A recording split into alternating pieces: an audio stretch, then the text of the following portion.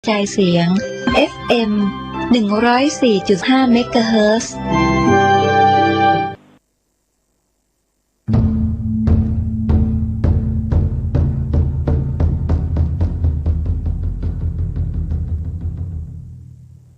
วัดเจ็ดยอดพระอารามหลวงขอเชิญร่วมบุญใหญ่ครั้งประวัติศาสตร์กับการบูรณะโบราณสถานที่มีอายุเก่าแก่กว่า500ปีเป็นวัดที่พระเจ้าติโลกราชกษัตริย์ล้านนาแห่งราชวงศ์มังรายทรงสร้างขึ้นและยังเป็นสถานที่สำคัญในการทำสังคายนาพระไตรปิฎกครั้งที่8ของโลกซึ่งการบูรณะในครั้งนี้วัดเจ็ดยอดพระอารามหลวงร่วมกับสำนักศิลปากรที่7เชียงใหม่กรมศิลปากรได้จัดให้มีการบูรณะโบราณสถานทั่วบริเวณวัดกว่า9จุด12รายการจึงขอเชิญชวนพุทธศาสนิกชนผู้มีจิตศรัทธาทุกท่านมาร่วมบุญใหญ่ครั้งประวัติศาสตร์ซึ่งโอกาสบุญในครั้งนี้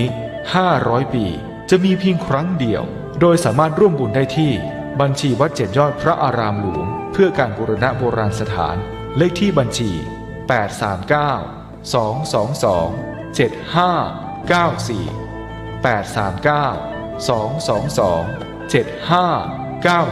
839-222-7594 ธนาคารไทยพาณิชย์สาขานิมมานเหมินหรือติดต่อสอบถามเพิ่มเติมได้ที่ Facebook วัดเจ็ดยอดพระอารามหลวงโทร089-261-3849และ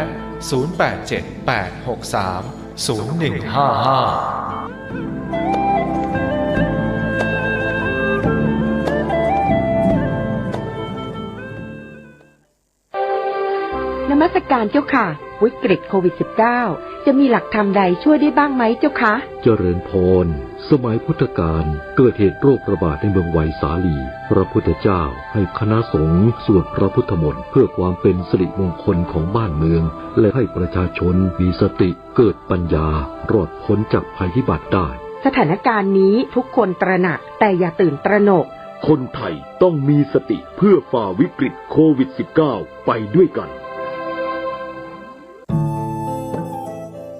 ท่านกำลังติดตามรับฟังสถานีวิทยุกระจายเสียงพระพุทธศาสนาแห่งชาติและสังคม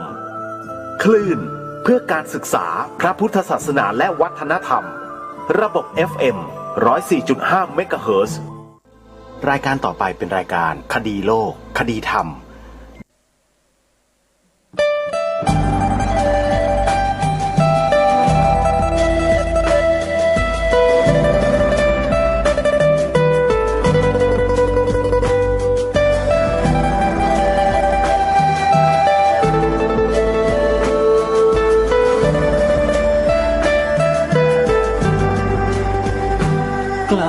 คิด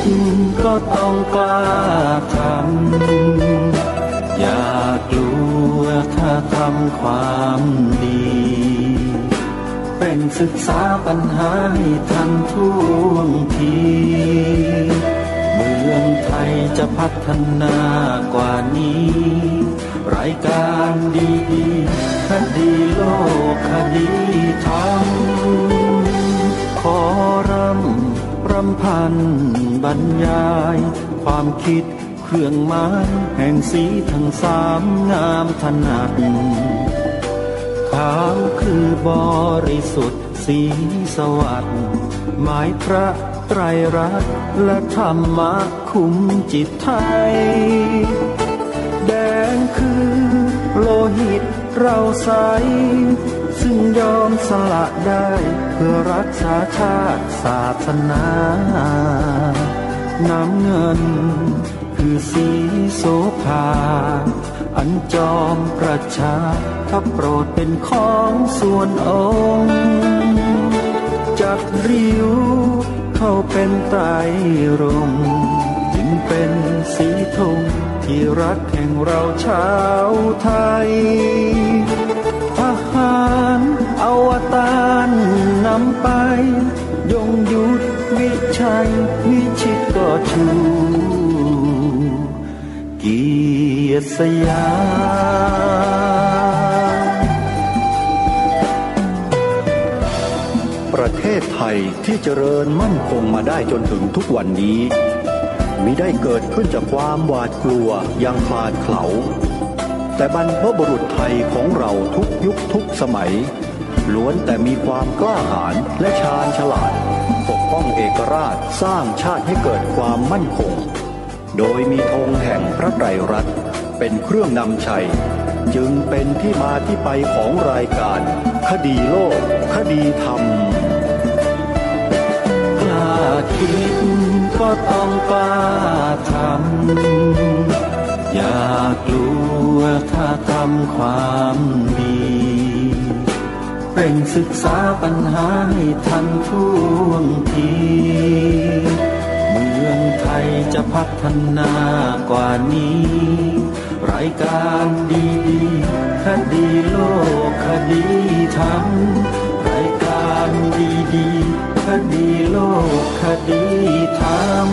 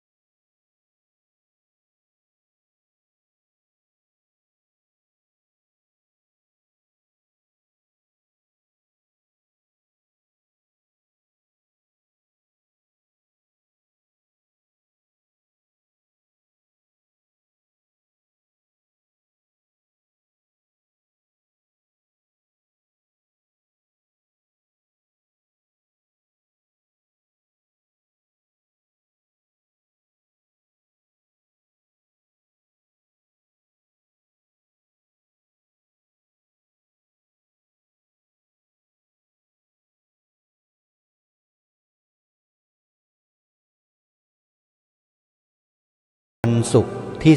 30 กรกฎาคมพระพุทธศักราช 2564 รายการคดีโลกคดีธรรมมาพบกับท่านผู้ฟังเป็นปกติทุกวันจันทร์ถึงวันศุกร์และวันเสาร์อาทิตย์ทางสถานีวิทยุแห่งนี้ท่านผู้ฟังสามารถดาวน์โหลดแอปพลิเคชันเพื่อติดตามรับฟังรายการนี้ได้เป็นประจำทุกวันแอปพลิเคชันมีชื่อว่าสมาพันธ์สื่อวิทยุพระพุทธศาสนาอาเซียนท่านสาธุชนท่านผู้ฟังทั้งหลายเราได้ฟังธรรมะดีๆจากสถานีวิทยุพระพุทธศาสนาแห่งชาติคลื่นต่างๆที่ออกอากาศให้พวกเราได้สดับรับฟังกันอยู่ทุกวันกว่าที่เราจะได้สดับรับฟังธรรมะดีๆเช่นนี้ได้เนี่ยท่านสาธุชนทราบหรือไม่ว่าพระสงฆ์ที่เป็นเจ้าของสถานีวิทยุแต่ละรูปแต่ละท่านนั้นลำบากยากเข็ญแค่ไหนกว่าจะได้สถานีวิทยุแต่ละสถานีมายากมากๆอุปสรรคและปัญหาต่างๆมากมายที่ท่านต้องเผชิญตั้งแต่เริ่มตั้งสถานีวิทยุจนกระทั่งถึงปัจจุบันก็ยังไม่เลิกราอุปสรรคปัญหาก็ยังคงตามติดท่านอยู่ตลอดอย่างน้อยๆก็เป็นค่ากระแสไฟฟ้าล่ะที่ต้องเผชิญกับวิกฤตในช่วงโควิด -19 นี้ทุกสถานีเลยถ้าหากศรัทธาสาธุชนไม่เหนือบ่าฝ่าแรงไม่ลำบากขอเถอะญาติโยมสาธุชนเจียดปัจจัยของท่านเล็กๆน้อยๆเนี่ยทุกท่านทุกคนเลยนะโยมนะถวายครูบาอาจารย์ที่ท่านดูแลสถานีวิทยุพระพุทธศาสนาแห่งชาติหรือสถานีวิทยุพระพุทธศาสนาตามวัดวาอารามต่างๆที่เราฟังธรรมะท่านอยู่เนี่ยให้ท่านได้มีกำลังมีความสามารถอย่างที่รายการคดีโลกคดีธรรมได้ออกอากาศอยู่สถานีวิทยุของแต่ละท่านเช่นวัดหนองกายตำบลสันป่ายาง อำเภอแม่แตงจังหวัดเชียงใหม่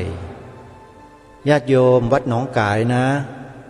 เดินทางไปหาครูบาอาจารย์เจ้าอาวาส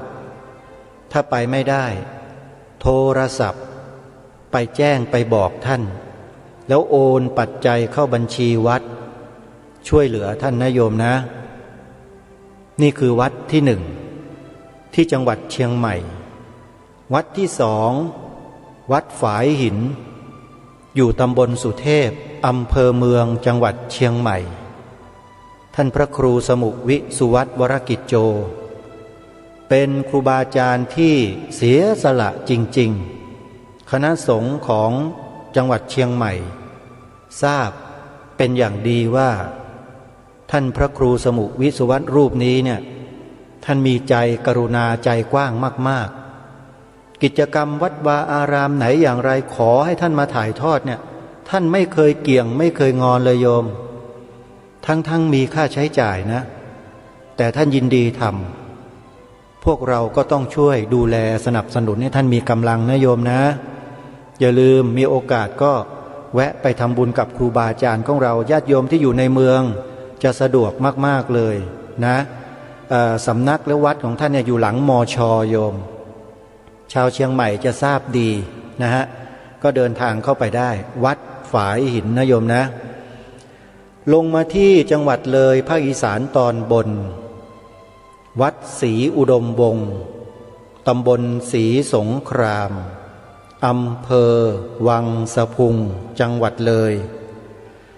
ท่านพระครูอุดมวรานุวัตรหรือท่านพระอาจารย์มหาสมบัติรูปนี้ชาวจังหวัดเลยทราบกิตติศัพท์ของท่านอาจารย์พระครูดีว่าท่านเป็นทหารเก่ามาก่อนและเวลาทำงานเนี่ยท่านก็อาศัยความรู้ประสบการณ์ทั้งหลายทั้งปวงที่มีเนี่ยนะฮะและท่านก็เก็บเกี่ยวเอาความรู้จากที่นั่นที่นี่มาผสมผสานมาอนุวัตรทำกิจกรรมภายในวัดจนกระทั่งเป็นที่รู้จักกันทั่วไปทำงานไม่เคยหยุดนอกจากเวลาจำวัดเท่านั้นตื่นมาก็คืองานอย่างเดียวพระครูอุดมวรานุวัตรรูปนี้โยมอาตมาภาพรู้จักดีเป็นสหายธรรมที่สนิทกันอีกรูปหนึ่งแล้วก็มีจิตใจกว้างขวางเอื้อเฟื้อเผื่อแผ่เพื่อนสหธรรมิกทุกรูปทุกนามท่านจัดตั้งสถานีวิทยุเป็นลำดับต้นๆของจังหวัดเลยทีเดียวจนกระทั่งถึงปัจจุบันนี้ช่วยกันนะโยมนะท่านกำลังสร้างอุโบสถกำลังสร้างวิหารคตนะเพื่อที่จะใช้ประโยชน์ในกิจการงานพระศาสนาไปทำบุญกับครูบาอาจารย์ท่านด้วยนะโยมนะช่วยกันอีกวัดหนึ่งอยู่ในจังหวัดเลยเหมือนกันแต่ลงไปอยู่ทางตอนใต้ของจังหวัดคือวัดป่าจริยธรรมตำบลนาดอกคำอำเภอนาด้วงจังหวัดเลยวัดนี้อยู่ลึกเข้าไปในป่าในเขานู่นญาติโยมลำบากนิดหนึ่งในการเดินทางไปแต่ถ้าหากมีศรัทธาไกลแค่ไหนก็ไปใช่ไหมโยมท่านพระครูจริยสารธรรมในฐานะเจ้าคณะอำเภอนาด้วงองค์นี้เป็นสหธรรมิกรุ่นน้องโยมแต่มีความเคารพเลื่อมใสศรัทธาซึ่งกันและกันมานานแล้วอาตมาภาพทึ่งในความสามารถทึ่งในความมุ่งมั่นที่มีอยู่ลึกๆในใจท่านที่หลายคนไม่รู้นะแต่อาตมาภาพซึ่งเป็นพระด้วยกันในแวดวงเนี่ยรู้จักกันดีท่านตั้งปณิธานเอาไว้แต่ไม่ขอบอกนะที่นี้นะโยมแต่อาตมากล้ายืนยันกับญาติโยมได้ว่าพระครูจริยสารธรรมรูปนี้เนี่ยท่านมุ่งมั่นเต็มที่เลย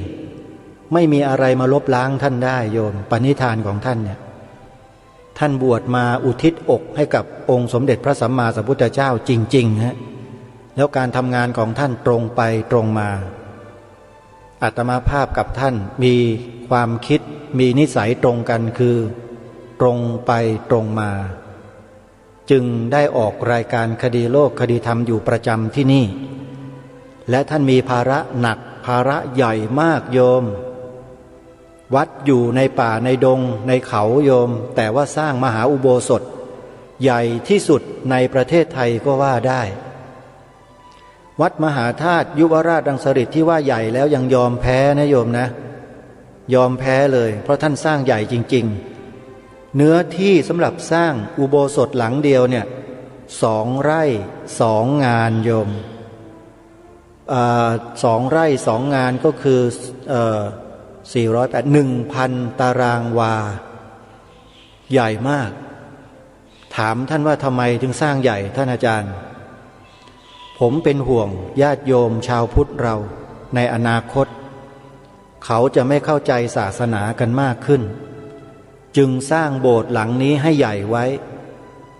สร้างไว้เพื่ออะไรครับทำสังฆกรรมพระแค่รูป2 รูป3 รูป10 รูปอย่างมาก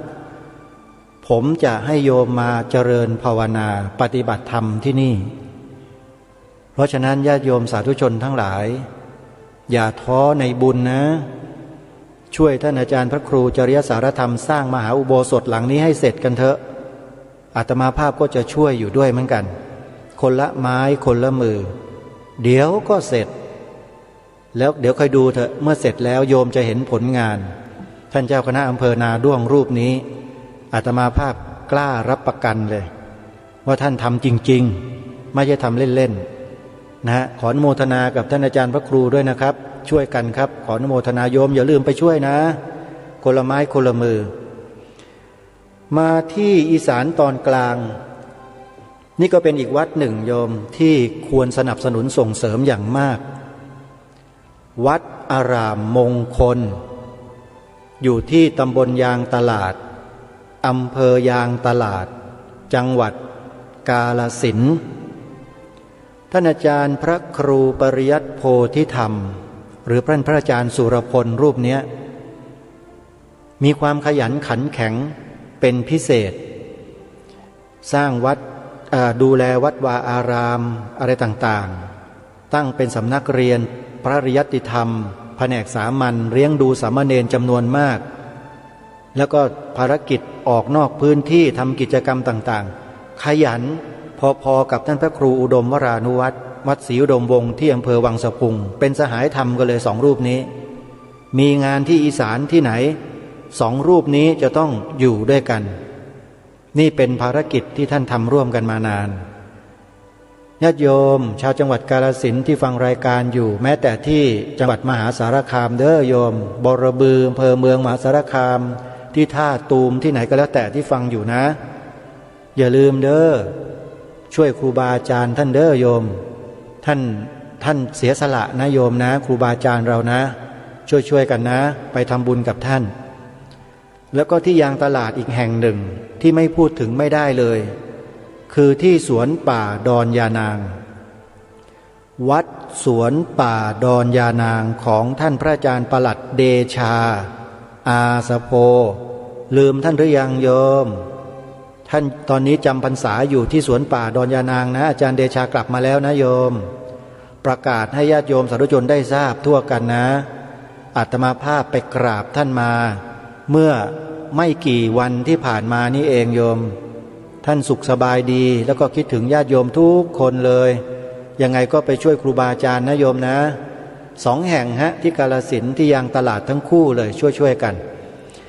แล้วก็ไปที่อีสานตอนล่างจังหวัด101วัดบ้านปลาคูนวัดนี้หลวงพ่อพระครูเจ้าอาวาสเป็นเจ้าคณะตำบลท่าหาดยาวแล้วก็มีผู้ช่วยเจ้าอาวาสท่านพระครูสมุนิติศาสตร์ยานิสโรเป็นหัวหน้าสถานีวิทยุวัดบ้านปลาคูนขยันอดทนมีอุดมการณ์มีปณิธานที่มุ่งมั่นทำงานเพื่อประโยชน์สังคมวัดบ้านปลาคูนตำบลท่าหาดยาวอำเภอโพนทรายจังหวัด101มีสถานีวิทยุอยู่ที่นี่ญาติโยมสาธุชนอย่าลืมนะทั้งฝั่งสุรินทร์ด้วยที่อำเภอท่าตูมอำเภอรัตนบุรีแล้วก็ที่ศรีสะเกษที่ฟังรายการอยู่ไปช่วยครูบาอาจารย์นะโยมนะ มื่อเร็วๆนี้ปิดสถานีเพราะว่าฟ้าผ่าเครื่องอุปกรณ์ก็เสียหายไปอาตมาภาพก็ร่วมทำบุญไปกับครูบาอาจารย์ท่านญาติโยมหลายคนก็ช่วยท่านช่วยกันนะโยมนะครูบาอาจารย์ของเราอาตมาภาพไม่เคยลืมนะโยมจะกล่าวถึงพูดถึงในบางโอกาสอย่างวันนี้ต้องพูดถึงให้ญาติโยมได้ช่วยเหลือครูบาอาจารย์ของเราด้วยกันวัดป่าบ้านผืออยู่ไม่ไกลกันกับวัดบ้านปลาคูนเป็นเขตรอยต่อจังหวัดสุรินทร์อำเภอรัตนบุรีกับอำเภอโพนทรายจังหวัด101พระครูประภัสสมาธิคุณหรือพระมหาศิลป์คุตวัฒโนนี่ก็เป็นอีกรูปหนึ่งที่มีความรู้ความสามารถมีความขยันขันแข็งอดทนต่อสู้ทำงานเผยแผ่พระพุทธศาสนาให้การศึกษาพระบาลีนักธรรมแก่ภิกษุสามเณรภายในสำนักเพราะที่นี่เป็นสำนักเรียนพระปริยัติธรรมแผนกบาลีแล้วก็แผนกธรรมด้วยญาติโยมสาธุชนอย่าลืมดูแลครูบาอาจารย์ของเราด้วยนะสนับสนุนครูบาอาจารย์ของเราช่วยกันลงมาที่ภาคกลางจังหวัดสุพรรณบุรีท่านพระครูสุวรรณวิจิตรหลวงพ่อพระครูสุวรรณวิจิตรเจ้าคณะตำบลสามชุกอำเภอสามชุกจังหวัดสุพรรณบุรีเจ้าอาวาสวัดสามชุกรูปนี้โยมท่านอายุ70เข้าไปแล้วโยมแต่ท่านทำงานเหมือนพระอายุ40จิตใจท่านมุ่งมั่นตลอดเวลาท่านเป็นห่วงพระพุทธศาสนายิ่งกว่าชีวิตด้วยซ้ำไปทำไมอาตมาภาพกล่าวเช่นนี้เพราะรู้จริงถามหลวงพ่อพระครูดูสิว่าพระครูประหลัดนรงฤทธิ์รูปนี้รู้จักหลวงพ่อดีไหมพูดง่ายๆว่าเคยลงสนามรบด้วยกันมาแล้วเป็นระยะเวลายาวนานด้วยเราต่อสู้เพื่อพระพุทธศาสนาด้วยกันมาโยมหลวงพ่อพระครูสุวรรณวิจิตรถือว่าเป็นผู้อายุสูงสุดนะรูปหนึ่งที่ทำงาน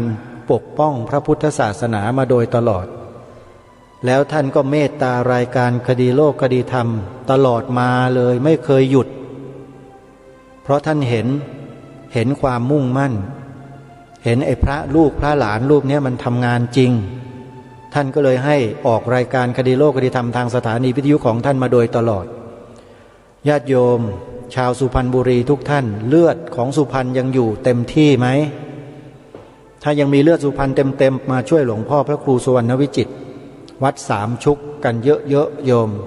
ท่านจะได้มีกำลังโยมตอนนี้หลวงพ่อกำลังสร้างศาลาอยู่นะเป็นศาลาปฏิบัติธรรมมาช่วยหลวงพ่อสร้างให้เสร็จเมื่อเสร็จแล้วเราก็จะได้มาใช้ศาลาเพื่อบำเพ็ญภาวนาศึกษาเรียนรู้ธรรมะเรียนรู้สถานการณ์ต่างๆในประเทศด้วยกันองค์กรทางพระพุทธศาสนาต่างๆผลัดเปลี่ยนหมุนเวียนกันมาที่นี่เยอะมากเพราะหลวงพ่อท่านใจกว้างและเปิดหัวใจรับผู้ที่ทำงานอย่างเสียสละทุกคนโยมช่วยท่านนะโยมนะหลวงพ่อพระครูสุวรรณวิจิตรเจ้าวาดวัดสามชุกเจ้าคณะตำบลสามชุกลงมาที่สามพรานเป็นวัดเจ๊กวัดยวนเพียงวัดเดียวนะโยมที่ทำงานไปในแนวทางเดียวกันวัดธรรมปัญญารามบางม่วงตำบลบางช้างอำเภอสามพรานจังหวัดนครปฐมวัดนี้จะเป็นไปในแนวทางของพระโพธิสัตว์คือช่วยเหลือกรุณาผู้คนและสัตว์โลกเป็นหลักแต่ในขณะเดียวกันเจ้าวาดเองก็ยอมไม่ได้ที่ใครจะมาทำลายพระพุทธศาสนาในประเทศไทยใครจะมาแตะต้องสถาบันกษัตริย์ไม่ยอมเราทำงานร่วมกันมาโดยตลอดแล้วก็มีความมุ่งมั่นมาโดยตลอดเหมือนกันเพราะฉะนั้นญาติโยมที่ฟังรายการอยู่แถวอำเภอสามพรานสมุทรสงครามสมุทรสาครแถวบางส่วนของจังหวัดนครปฐมกรุงเทพนะโยมนะไปช่วยท่านองค์พจนกรโกศลหรือหลวงพี่เสียงป้อของเราเนี่ยให้ท่านมีกำลังความสามารถตอนนี้ท่านกำลัง ผลิตสมุนไพรสู้โควิดเต็มสูบเลยตอนนี้โทรศัพท์ไปหาผลิตภัณฑ์วัตถุดิบไม่ว่าจะเป็นกระชายขาวไม่ว่าจะเป็นหนุมานประสานกายไม่ว่าจะเป็นฟ้าทลายโจรเนี่ยค้นพลิกแผ่นดินทั่วประเทศกำลังหามาให้ญาติโยมกันอยู่เพราะว่าวัดนี้ชื่อว่าเป็นวัดสถานที่ประดิษฐานหลวงพ่อหมอยาพระภัยสัชยคุรุพุทธเจ้าเป็นพระพุทธรูปเงินที่ใหญ่ที่สุดในประเทศไทยอยู่ที่นี่นะโยมก็อย่าลืมไปทำบุญกับท่านด้วยนะลงไปที่นครศรีธรรมราชภาคใต้สถานีวิทยุวัดเขาปรีดีตำบลปากแพรกอำเภอทุ่งสงจังหวัดนครศรีธรรมราชท่านพระครูโสภิตสุวาทีท่านพระมหาสุรศักดิ์ยานมุนีท่านพระประหลัดสุรศักดิ์ท่านก็เป็นพระที่มีความมุ่งมั่นอีกรูปหนึ่งทำงานโดยความเสียสละเผยแผ่พระศาสนามาโดยตลอดก็นำเอารายการคดีโลกคดีธรรมออกอากาศอยู่ช่วงหนึ่งตอนหลังๆนี่รู้สึกว่าจะมีคนที่ไม่ค่อยชอบไปรบกวนท่านมากท่านก็เลยหยุดช่วงนี้ก็เลยบอกท่านอาจารย์หยุดไปก่อนแล้วถ้าหากว่าใครอยากจะรู้ว่ารายการนี้มีจุดยืนยังไงวัตถุประสงค์อย่างไร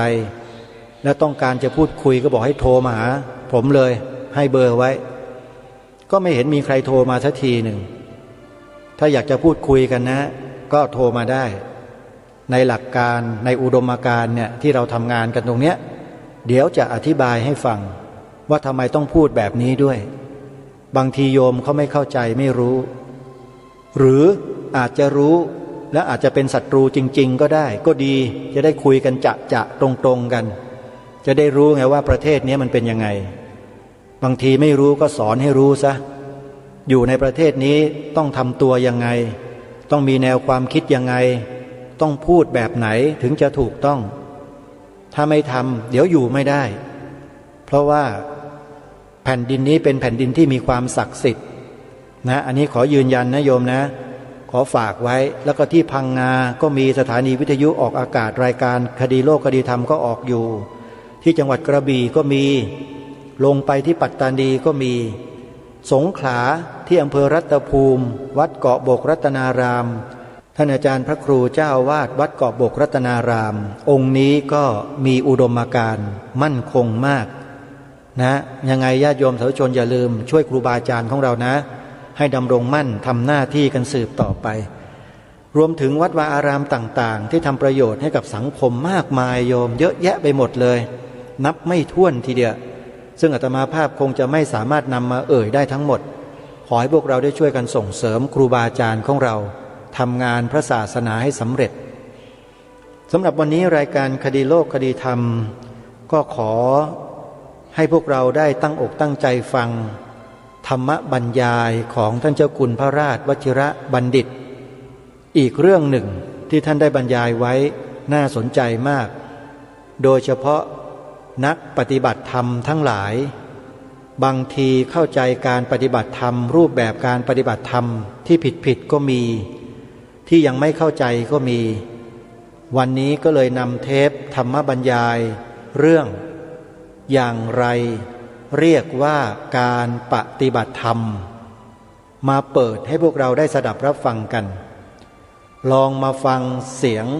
ของท่านพระอาจารย์เจ้าคุณพระราชวชิรบัณฑิตท่านพูดถึงเรื่องนี้ดูซิว่าท่านจะให้คำนิยามว่าการปฏิบัติธรรมที่แท้จริงนั้นเป็นอย่างไรในฐานะที่ท่านเป็นครูบาอาจารย์ที่มีความเชี่ยวชาญมีความชำนาญด้านภาษาบาลีเป็นเอกแล้วก็มีความรู้เรื่องพระไตรปิฎกอรรถกถาฎีกาเป็นเยี่ยมท่านจะทำความเข้าใจให้เราได้รู้ถึงการปฏิบัติธรรมที่ถูกต้องแท้จริงว่าเป็นอย่างไรพร้อมๆกันเดี๋ยวไปติดตามรับฟังพร้อมๆกันได้นะบัดนี้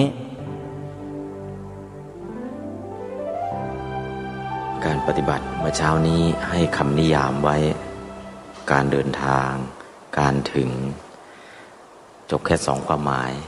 ความหมายที่3การรู้ความหมายที่4การดำเนินชีวิต ความหมายที่5การบรรลุยังไม่ได้ไปก็เข้าสู่อธิบายเพิ่มเติมเล็กน้อยในเมื่อฟังอย่างเดียวแล้วเมื่อไรจะได้ลงมือปฏิบัติหลายท่านก็จะสงสัยฟังอย่างเดียวจะถือว่าปฏิบัติธรรมได้ไหมนะหรือวิธีการบรรลุมรรคผลนิพพานเนี่ยต้องปฏิบัติอย่างเดียวหรือฟังอย่างเดียวมีพระสูตรหนึ่งชื่อว่าวิมุตตายตนะสูตรพระสูตรที่ตรัสถึง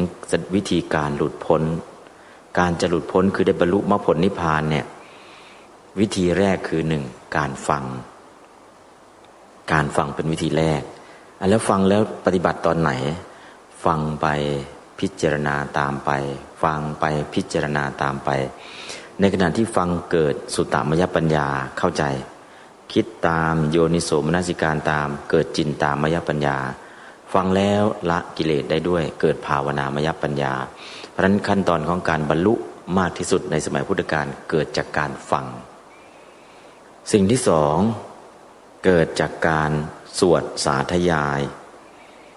ก็เอามาสวดเอวเมสุตังข้าพเจ้าได้สดับมาแล้วอย่างนี้เอกังสมยังภควาสมัยหนึ่งพระผู้มีพระภาคเจ้าสาวัตถิยังวิหารติเจตวเนอนาถปิณฑิกัสสะอารามเมประทับอยู่ที่วัดเจตวันอารามของท่านอนาถปิณฑิกะเศรษฐีก็คือเอาพระบาลีทั้งบาลีและคำแปลมาสวดสาธยายแล้วก็น้อมจิตไปน้อมจิตไปน้อมจิตไปคือสวดไปแปลไปน้อมจิตไปสวดไปแปลไปน้อมจิตไปตามความหมายนั่นแหละก็เป็นวิธีที่สองที่ได้บรรลุวิธีที่สามเกิดจากการเอามาสอนคนอื่นสอนไปก่อนจะสอนก็ลำดับเนื้อหาตนเองก็ผ่านปริยัติมาแล้วปฏิบัติมาแล้วยังไม่ได้บรรลุแต่ก่อนจะนำไปเสนอให้กับผู้อื่นก็ลำดับ1 2 3ก็พิจารณาไปแล้วก็แนะนำสั่งสอนผู้อื่นไปสุดท้ายตัวเองก็ได้บรรลุด้วยอันนั้นก็วิธีการหนึ่งแล้วก็อีกวิธีการหนึ่งการฟังการสวดสาธยายการสอนแล้วก็การเอามาตรึกเอามาพิจารณาเคยฟังเทศน์แล้วชีวิตเหมือนใบไม้มันเหมือนยังไงใบไม้สวยเขียวๆก็ยังแข็งแรงพอใบเหลืองๆและสุดท้ายใบไม้ก็ร่วงหล่นชีวิตของเราอนิจจังไม่เที่ยงใบไม้ก็ร่วงหล่นชีวิตของเราสุดท้ายก็จากโลกนี้ไปเหมือนใบไม้ที่ร่วงหล่นเห็นใบไม้หล่นนึกถึงอนิจจังเกิดเห็นไตรลักษณ์มีโยมผู้หญิงคนหนึ่งไปฟังเทศน์ 4 โมงถึง 6 โมงเย็นฟังเทศจะไม่ได้บรรลุหรอกไปถึง 6 โมงเย็นกลับไปบ้านไปทำกับข้าวต้มหม้อน้ำเสร็จแล้วก็จะเตรียมแกงนั่นแหละแล้วก็ไปล้างผักแล้วก็มาหั่นล้างผักแล้วก็หั่นรอในขณะที่น้ำก็เดือดแล้วผักล้างเสร็จเรียบร้อยหั่นเสร็จเรียบร้อยแล้วกำลังจะเอาผักที่ล้างหั่นเสร็จเรียบร้อยไปใส่หม้อแกงเห็นน้ำที่มันผุดขึ้นมาแตกชีวิตของเราเหมือนฟองน้ำผุดขึ้นมาแตกฟองน้ำมันผุดขึ้นมาปุ๊บพอมันเดือดแล้วเนี่ยมันก็ฟองก็ผุดขึ้นมาแล้วก็แตกสลายไปชีวิตของเราเนี่ยเหมือนน้ำฟองน้ำที่มันเดือดผุดขึ้นมาแล้วก็แตกสลายไปชีวิตของเราก็เหมือนฟองน้ำนะจากการต้มน้ำมันเดือดแล้วก็ฟองมันผุดขึ้นมาแล้วก็แตกไปชีวิตของเราเป็นอย่างเงี้ยยังทำกับข้าวไม่เสร็จเห็นฟองน้ำเดือดแล้วก็น้อมเข้ามาที่ขันธ์ 5เห็นการเกิดดับของรูปนามเห็นไตรลักษณ์ได้บรรลุตอนนั้นตอนฟังเทศไม่ได้บรรลุแต่เข้าใจแล้วเป็นอย่างเงี้ยแต่พอดึงเข้าสู่วิถีชีวิตจริงเกิดได้บรรลุอันนี้ก็คือกลับไปที่บ้านไปทำอาหารอันนี้ก็คือเป็นตัวอย่างโยมผู้หญิงท่านหนึ่งที่กำลังทำกับข้าวแล้วได้บรรลุอีกคนหนึ่งไปถึงยังไม่ทันได้ทำกับข้าวจะขึ้นบ้านสมัยก่อนเนี่ยกลับมาจากข้างนอกต้องล้างเท้าสมัยก่อนไปไหนมาไหนจะเข้าบ้านก็ล้างเท้ายุคนี้ไม่มีแล้วน้ำล้างเท้าแม้แต่ที่วัดเนี่ยน้ำล้างเท้าก็ไม่ค่อยจะมีแล้วมันหมดยุคสมัยก่อนเนี่ยจะขึ้นบ้านจะเข้ากุฏินะราศีของคนตอนเช้าอยู่ที่ไหนอยู่ที่หน้าตอนบ่ายอยู่ที่ไหนอยู่ที่อกตอนเย็นราศีของคนอยู่ที่ไหนอยู่ที่เท้าต้องล้างเท้าเข้าบ้าน โยมผู้หญิงท่านนี้ก็ไปฟังเทศฟังธรรมมาปกติจะเข้าบ้านแล้วล้างเท้าก่อนตักน้ำล้างเท้ามาขันแรกน้ำก็ไหลลงตรงนั้นเนี่ยขันที่สองน้ำก็ไหลไปได้หน่อยหนึ่งตักน้ำล้างเท้าขันที่สามน้ำก็ไหลไปเกือบฟุตหนึ่งก็พิจารณาโอ้ชีวิตของคนเราเมื่อเหตุปัจจัยน้อยก็อายุสั้นเหตุปัจจัยมากขึ้นมาอายุก็ยืนขึ้นเหตุปัจจัยมากๆอายุก็ยืนชีวิตของสัตว์ขึ้นอยู่กับเหตุปัจจัยอดีตเหตุคือศีลห้าปัจจุบันเหตุอากาศอาหารอารมณ์ออกกำลังกายอุจจาระการขับถ่ายทั้งหมดทั้งมวลเนี่ย5 อคืออดีตปัจจุบันเหตุส่วนอดีตเหตุคือศีล5 นี่คือเหตุปัจจัยเพราะนั้นก็คือเหตุปัจจัยนั้นเมื่อเหตุปัจจัยมันน้อยผลมันก็น้อยเหตุปัจจัยมากผลก็มากล้างเท้าอย่างไม่เสร็จพอดีนั่นแหละได้บรรลุเป็นพระโสดาบันเพราะฉะนั้นตอนฟังเทศฟังธรรมเนี่ยฟังไปปฏิบัติไปไม่ได้บรรลุแต่ดึงเข้ามาสู่ชีวิตจริงๆนะภาษาไทยใช้คำว่าฉุกคิดทำไมฉุกคิดขึ้นได้ตอนฟังเทศฟังธรรมก็ฟังผ่านๆไปนะปฏิบัติธรรมก็ผ่านๆไปนะพอเจอชีวิตจริงเนี่ยมันคิดขึ้นมาได้นะจิตใต้สำนึกมันผุดขึ้นมาแล้วก็คิดขึ้นมาแล้วก็ลงมือไม่คิดว่าจะได้บรรลุตอนที่ไม่ได้ฟังธรรมอันนี้คือตอนฟังไม่ได้บรรลุตอนปฏิบัติไม่ได้บรรลุแต่ได้บรรลุตอนชีวิตจริงๆดึงเข้ามาเห็นใบไม้ร่วงหล่นก็ดีน้ำล้างเท้าที่ไหลไปหนึ่งก็ดี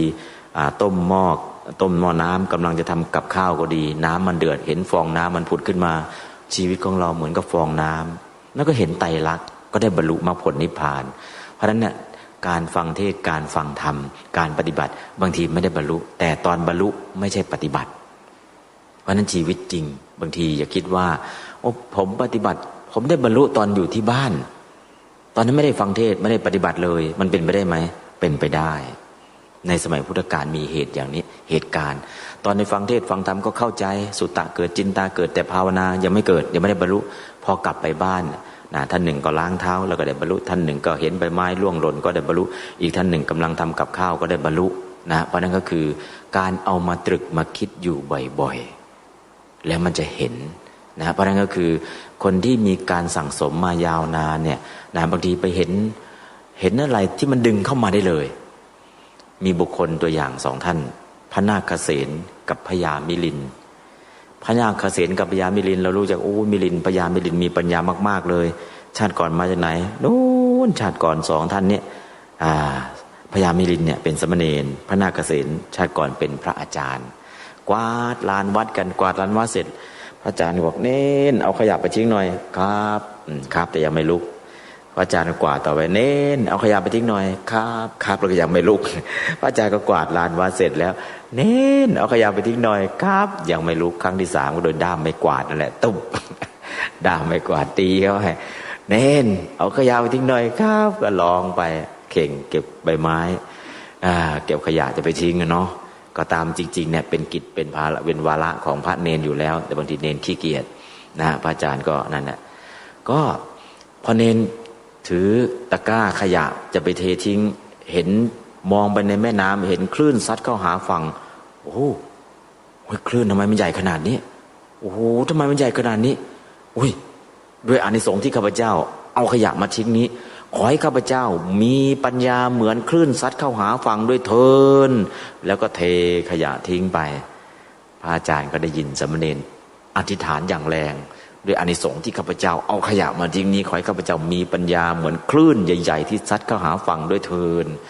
และพระอาจารย์ก็ได้ยินเนนปรารถนาไปเดี๋ยวพระอาจารย์ก็บอกข้าพเจ้าได้ใช้สามเณรให้มาเก็บขยะข้าพเจ้าไม่ได้โกรธไม่ได้เกลียดสามเณรเลยอยากให้สามเณรได้ทำหน้าที่ของตนและอยากได้บุญได้กุศล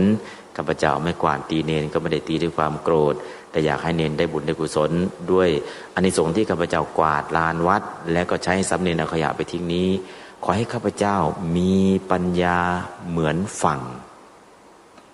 ที่สามารถหยุดลูกคลื่นได้ทุกลูกเถิดเนรปรารถนาขอให้มีปัญญาเหมือนคลื่นซัดเข้าหาฝั่งคลื่นใหญ่มากเลยแต่พระอาจารย์ปรารถนาให้มีปัญญาเหมือนฝั่งที่สามารถหยุดลูกคลื่นได้ทุกลูก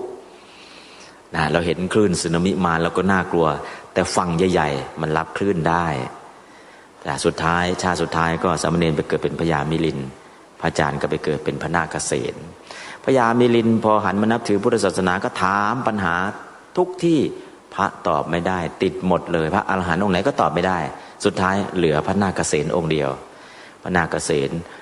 ถามยังไงก็ตอบได้ถามกวนๆก็ตอบได้ถามยังไงถามตรงๆถามอ้อมๆถามแบบ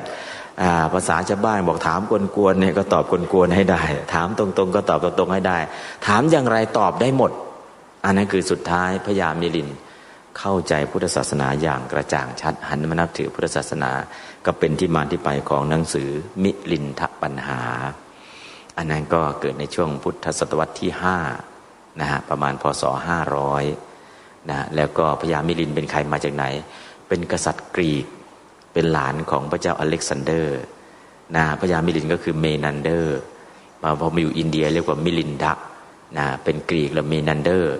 นะสมัยก่อนกรีกรุ่งเรืองมากนะตอนนี้ก็กรีกเนี่ยเพิ่งใช้หนี้เสร็จไปปีเนี้ย ก็ประเทศเคยรวยเนาะเคยรวยเคยเจริญเคยรุ่งเรืองกันเนี่ยอนิจจังไม่เที่ยงก็จะเห็นว่ามีปัญญาเนี่ยเอาขยะไปทิ้งแทนที่จะได้บุญจากเก็บกวาดทำความสะอาดได้อานิสงส์5อย่างก็จบแล้วแต่พอเห็นคลื่นแล้วปรารถนาอะไรขอให้มีปัญญาเหมือนคลื่นซัดเข้าหาฝั่งแล้วก็มีปัญญาที่ไม่สามารถใครไม่สามารถหยุดยั้งได้เหมือนคลื่นใหญ่คลื่นสึนามิที่ซัดเข้ามาแต่สุดท้ายพระอาจารย์ปรารถนาทีหลังหยุดลูกคลื่นทุกลูกด้วยการเป็นฝั่งที่ยิ่งใหญ่หยุดได้จริงๆอันนั้นคือเรื่องเกิดขึ้นเพราะนั้นก็คือเวลาปฏิบัติเวลาทำเนี่ยเหมือนก็จะได้บรรลุแต่ชีวิตจริงตอนที่เนนเอาขยะไปทิ้งก็ไม่ได้มีใครบอกให้ปรารถนาอย่างนั้นพระอาจารย์กวาดลานวัดก็ไม่ได้มีใครบอกให้ปรารถนาอย่างนั้นแต่ตอนที่เกิดชีวิตจริงเนี่ยสามารถดึงเข้าสู่หลักธรรมได้อันนั้นสำคัญเมื่อเราอยู่ในเหตุการณ์เนี่ยเราสามารถดึงธรรมะมาใช้ได้อันนั้นคือสำคัญจะโลภแล้วไม่โลภจะโกรธแล้วไม่โกรธจะหลงแล้วไม่หลงมาเจอเหตุการณ์วิกฤตอย่างนี้ดึงมาใช้ได้ทันทีอันนั้นคือสำคัญอันนี้คือท่านเหล่านี้ก็สามารถที่จะพลิกนะจากการที่ได้ฟังเทศน์ได้ฟังธรรมได้เคยอบรมมาพอถึงเวลาจริงๆเนี่ยเอากลับมาใช้ได้อันนี้คือสำคัญที่สุดนะสำคัญที่สุดก็เรียกว่าปฏิบัติไม่ใช่ว่าจะการบรรลุธรรมไม่ใช่ว่าจะเดินจงกรมอย่างเดียวเนาะฟังเทศน์ก็ได้บรรลุสอนผู้อื่นก็ได้บรรลุสวดสาธยายก็ได้บรรลุการเอามาตรึกมานึกคิดมาพิจารณามาเทียบเคียงก็ได้บรรลุสุดท้ายการได้บรรลุคือการลงมือปฏิบัติเดินจงกรมนั่งสมาธินั่นคือวิธีที่5ที่ได้บรรลุธรรมแต่วิธีไหนได้บรรลุธรรมมากที่สุดการฟังในสมัยพุทธกาลเนี่ยการบรรลุธรรมมากที่สุดคือเกิดจากการฟังเกิดจากการฟังตอนนี้ฝรั่งเอามาขายคอร์สแบบนี้ที่เมืองไทยชื่อว่า Landmark Forum แต่ใครได้ยินคำว่า Landmark คอร์ส Landmark เนี่ย3 วันเก็บค่าเข้าฟัง 18,000 มีคอร์ส1 3 วันมีคอร์ส2 1 อาทิตย์มีคอร์ส3อีกเป็นปีพอดีก็มีคนขยันขยอประจานไปฟังดูฝรั่งก็พูดเจ๋งมากเลยไปในเมื่อหมอชวนหลายครั้งแล้วก็ลองไปดูสิฝรั่งอะไรมาทำเอาพัทเทกรัตสูตรมาสอนเอามงคลสูตรมาสอนเอาสุญญตสูตรมาสอนแล้วก็ใช้หลักการโน้มน้าวแล้วก็ใช้ภาษาอังกฤษก็ห้ามจดห้ามบันทึกฟังอย่างเดียวฟังแบบทะลุทะลวงคน500 คนแต่ทุกคนจะได้ฟังต้องจ่ายก่อน 18,000 จ่ายล่วงหน้านะ2 เดือนต้องจ่ายก่อนพอดีก็เช่าโรงแรมอยู่ที่โรงแรมออซีซั่นต่อมาก็เข้าไปในคอร์สแต่ของพระบอกเก็บครึ่งหนึ่ง 8,000 ของคนธรรมดาเนี่ย 18,000 ก็เก็บเรียบร้อยแต่คน500 คนไม่มีใครคุยกันไม่ได้คนเดียวแล้วก็ใช้พลัง1พลังเสียง2พลังในการโน้มน้าวแล้วก็3พระสูตรต่างๆแต่ตอนนั้นเขาไม่เรียกว่าพระสูตรเขาใช้วิธีการสมัยใหม่แต่พอเจาะลึกถามไปจริงๆเนี่ยได้วิธีการเหล่านี้มาจากไหนได้มาจากพระญี่ปุ่นนิกายเซนวิธีการเหล่านี้บวกกับการโน้มน้าวจิตใจแล้วก็สร้างพลังขึ้นมาแต่พลังเสียงเนี่ยเขามีจริงๆตั้งแต่9 โมงเช้ายัน4 ทุ่มพูดไม่หยุดพลังเสียงไม่ตกอันนี้คือประเด็นแรกประเด็นต่อมา ในขณะที่พูดไม่ได้นั่งนะเดินไปตรงนู้นเดินไปตรงนี้พูด30 นาทีแล้วให้ทุกคนออกมาระบายออกมาแชร์ออกมาระบายออกมาแชร์นะพอพูดจบคือไม่ต้องจดไม่ต้องทำอะไรเลยออกมาระบายออกมาแชร์สุดท้ายมันก็เห็นไม่3 วันเห็นผลอันนี้คอร์สแลนด์มาร์กเนาะพอไปอาตมาก็ไปเข้าคอร์สดูอันนี้จากพระเทกรสูตรอันนี้มงคลสูตรอันนี้สุญญตสูตรมันจากพระพุทธศาสนาหมดเลยแล้วก็ผสมกับโน้มน้าวแล้วก็มีภาษาอังกฤษแล้วก็แปลเป็นภาษาไทยเป็นช่วงแต่ให้ลงมือทำเลยฟังเสร็จไม่ต้องจดไม่ต้องอะไรทำนะตรงนี้เลย3 วันเห็นผลไหมหลายคนก็บอกโอ้เงิน18,000ไม่เสียดายเลยเพราะอะไรเขาบอกโอ้ยเขาเบาเขาโปร่งเขาโล่งนะอันนั้นคือวิธีการฟังแบบทะลุทะลวงเพราะฉะนั้นพระพุทธเจ้าเนี่ยไม่ใช่แค่ฟังแบบทะลุทะลวงคือฟังเสร็จแล้วไม่ใช่ว่าฟังจบแล้วก็ได้แค่เข้าใจฟังเสร็จแล้วเนี่ยถ้าเข้าใจเขาเรียกว่า understand ฟังแล้วเก็บประเด็นได้หาองค์ธรรมได้เขาเรียกว่า get ฟังแล้วรู้สึกว่ามีอารมณ์สิงคาระลดรักกรุณาลดสงสารวีระลดอาหารอภุตะลดอัศจรรย์ทีพัชชะลดน่ารังเกียจลดทะลดเศร้าสันตะลดสงบสุดท้ายวิมุตติลดแห่งความหลุดพ้นอันนี้เรียกว่าอินสุดท้ายเนาะอินก็เดี๋ยวก็ถึงสันตะลดนั่นแหละสุดท้ายฟังแล้วพูดแล้วเห็นภาพเลย4ไม่ใช่พูดแล้วเห็นภาพก็คือเห็นนิพพานด้วยตาปัญญาเหมือนเห็นด้วยตาเนื้อนะไม่ใช่แค่ understand เนาะฟังแบบทะลุทะลวงเขาขยับไปถึงโน้นเพราะนั้นก็คือการฟังที่นะฝรั่งนำมาขายคอร์สในเมืองไทยยิ่งกว่าเอามะพร้าวมาขายสวนแล้วพระทำไมไม่ลุกขึ้นทำแบบนั้นบ้างล่ะพระที่จะลุกขึ้นทำแบบนั้นได้พระสูตรพระวินัยพระอภิธรรมการโน้มน้าวแล้วก็พลังเสียงแล้วก็ลีลาเทคนิคถ้าครบพระก็สามารถทำได้นะฮะซึ่งตรงนี้อาตมาเข้าไปอบรมพอถึงเวลาปุ๊บใครออกมาเชิญใครจะออกมาพรีเซนต์เธอขอยกมือขึ้นออกไปพรีเซนต์พอพรีเซนต์เสร็จหลายคนก็งงท่านทำไมทำได้เหมือนฝรั่งที่ทำได้เหมือนฝรั่งในพระไตรปิฎกนี้ที่ฝรั่งนำมาเสนอได้เรียนมาหมดแล้วและวิธีการออกเสียงวิธีการใช้พลังเสียงก็ทำมาแล้วเพียงแค่ว่าพระเวลาเทศเวลาแสดงธรรมต้องนั่งอยู่กับที่แต่ถ้าขึ้นไปยืนบนเวทีแบบนั้นแอคชั่นแบบฝรั่งใส่เสียงใส่เนื้อหาใส่พลังทำได้เหมือนไหมก็ทำได้เหมือนนะเพราะฉะนั้นในคอร์สแลนด์มาร์คครั้งนั้นก็เลยครึ่งหนึ่งของคนที่เข้าคอร์สตามไปที่วัด ขอไปฟังต่อที่วัด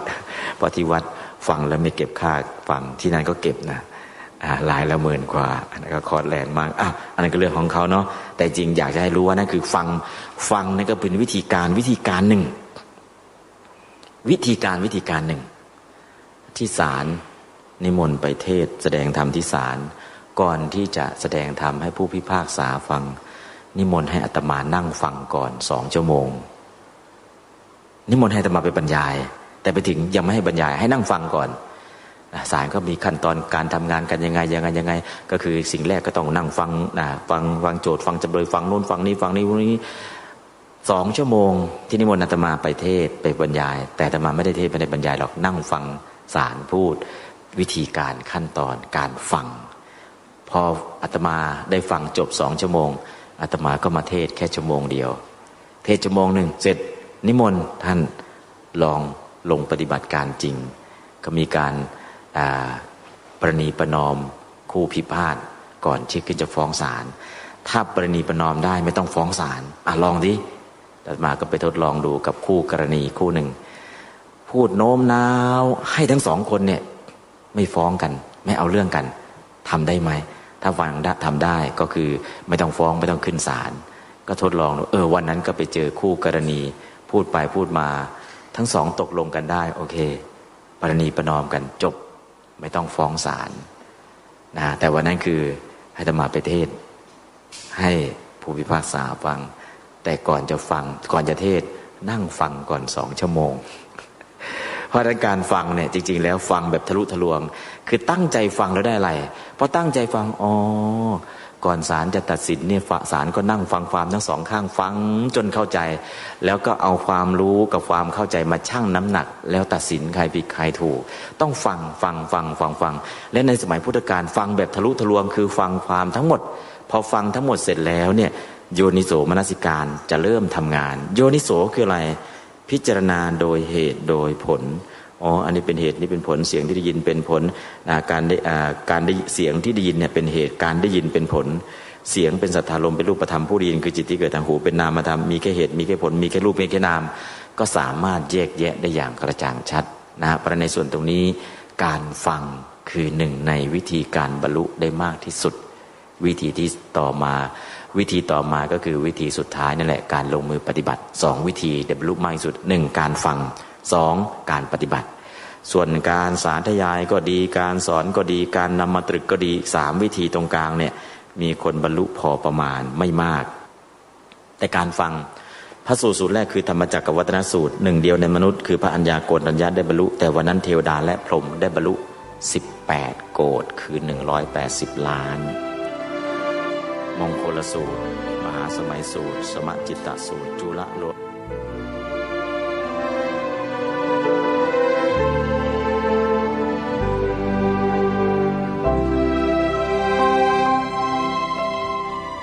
ท่านสาธุชนผู้ฟังทุกท่านเวลาของรายการหมดลงพอดีเดี๋ยววันพรุ่งนี้เรามาฟังสาระที่ดีๆจากท่านเจ้าคุณพระราชวชิรบัณฑิตกันต่อวันนี้เวลาหมดลงแล้วช่วงท้ายรายการขอแจ้งข่าวประชาสัมพันธ์งานบุญในส่วนกลางกรุงเทพมหานครซึ่งเกี่ยวข้องกับอาตมาภาพโดยตรงก็คืองานบุญทอดผ้าป่าบูรณะปฏิสังขรณ์เสนาสนะที่วัดมหาธาตุยุวราชรังสฤษฎ์ท่าพระจันทร์กรุงเทพมหานครซึ่งเป็นพระอารามหลวงที่มีความสำคัญอย่างยิ่งแห่งกรุงรัตนโกสินทร์ใครที่จะร่วมบุญครั้งนี้ก็ขอเชิญได้สามารถทอดผ้าป่าออนไลน์ได้ทางบัญชีธนาคารไทยพาณิชย์สาขาบางลำพูเลขบัญชี114214987โทรศัพท์0940616935วันนี้เวลาของรายการหมดลงแล้วอาตมาภาพต้องขอสมมุติยุติไว้แต่เพียงเท่านี้วันพรุ่งนี้มาติดตามรับฟังกันต่อขอความสุขสวัสดีในธรรมแห่งองค์สมเด็จพระบรมศาสดาสัมมาสัมพุทธเจ้าจงปรากฏเกิดมีขึ้นในจิตใจของท่านผู้ฟังทุกท่านทุกคนเทอญขอเจริญพรกล้าคิด